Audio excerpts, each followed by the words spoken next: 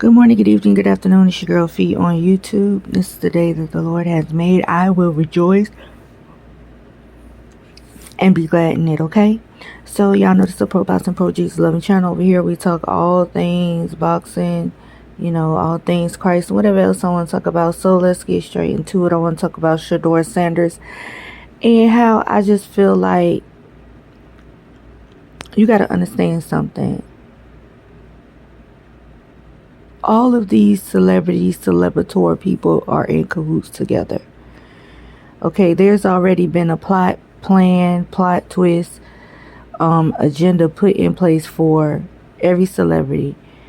Okay, whether it's athletics, whether it's in movies, whether it's in rapping, whether it's in R&B, acting,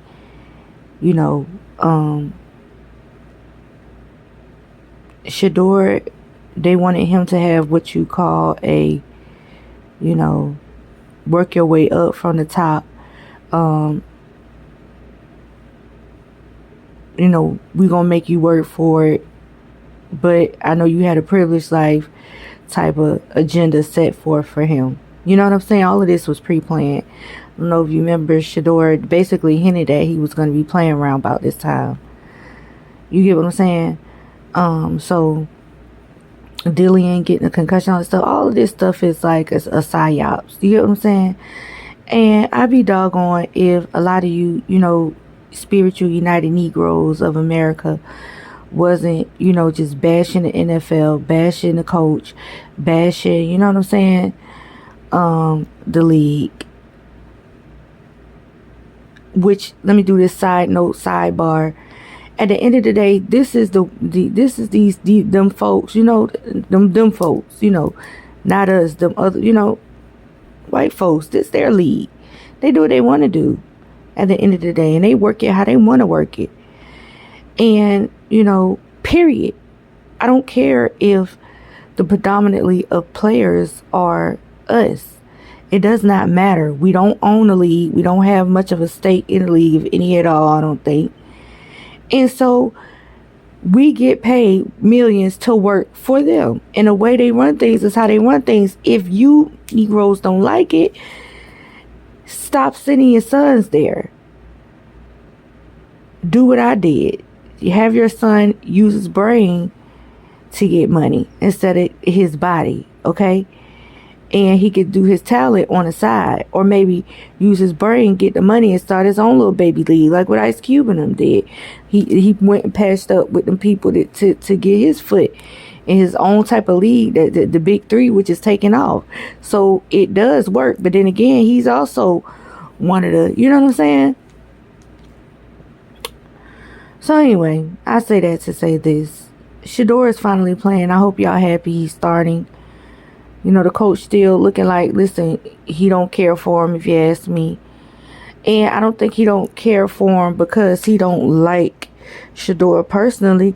I think that he wants to be a part of the humbling experience that he feels like, and the league feels like Shedeur needs to sculpt him into the type of, player that they want him to be, okay? They wanted to humble him. I know that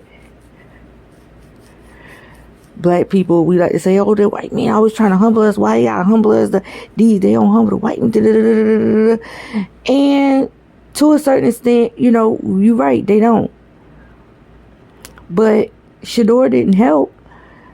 Let's not talk about what happened behind the scenes. We wasn't there. I don't know if he didn't get along with the coaches when they went, to do their interviews and stuff like that. I don't know that for sure. Like before the different teams decide who they want, I don't know if that really went south. I wasn't there. You wasn't there. We wasn't there. All we know is rumors. So I'm not going to even count that. But let's talk about him saying he don't want certain teams to get him, unless they ready to change. If you don't want change, then don't pick me. This is literally what he said out his mouth. Okay, I don't think that was the smartest thing to say, being that people already had their eyes on you, looking at you like you wasn't too much of a humble dude. Anyway, even though I feel like Shedeur is very humble, and I actually like the way he carry himself. Period. I think he's a stand-up guy, and Deion Sanders did a good job with not only him, but Shiloh, Deion Jr., all his boys. You get what I'm saying? He did an amazing job with them. However, I don't think that he had much training on how to rub the top dogs the right way, if you will. The ones who decide your future in this. I don't think that he had enough. You get what I'm saying? I think that Deion Sanders Sr., was wanted to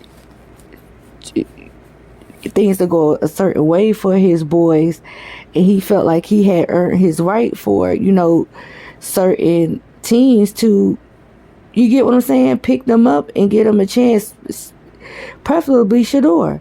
And it didn't work out like that. And I think it was more of a humbling thing for Deion Sanders Sr. to remind him that you don't run nothing, and to remind all of us out here who watching that when we send our sons, remind them to stay humble, and we only accepting them really a certain type of way. And do we like it? No, we don't. But that's why I didn't train my son is 6'3". I didn't train him to do no physical NFL basketball, none of that stuff. I raised him up to be, a young man of God, and to, pick a career that's going to, let him make money off his brain. And, his father kind of went along with it. You get what I'm saying? So, with that being said, my son keep money. My son is currently in college. You get what I'm saying? And he's a smart young man. And he's going to go very far in life, to the furthest of the furthest, And even on that end of using your brain, he still got to know how to rub shoulders with these folks in higher places the right way. And he can't come in with the attitude, like, at least not saying it. He can have the attitude, but nobody should know until he actually do it. And then it's like, boom, I did it, like with LeBron. LeBron came in, shifting the NBA and finessing and shaking and moving, but he knew he couldn't just outright come in with the mentality like, yeah, da da da da. If NBA is completely different.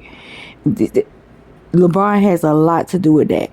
But he eased his way, finessed his way in there. He wise man keepeth a still of tongue. That's basically what I'm saying. And so I'm saying all this to say, because in a minute I'm going to start talking in circles, y'all. I'm going to start being redundant and being repetitive. At the end of the day, this is a learning lesson for Shedeur. That if you want in with somewhere where you don't have no stake at, you don't have no claim at, for him it's the NFL, you better humble your damn self. And you better let your actions do the talking. And I think Shedeur finally got his lesson. I think it was all a plan from the beginning for them to do him like this.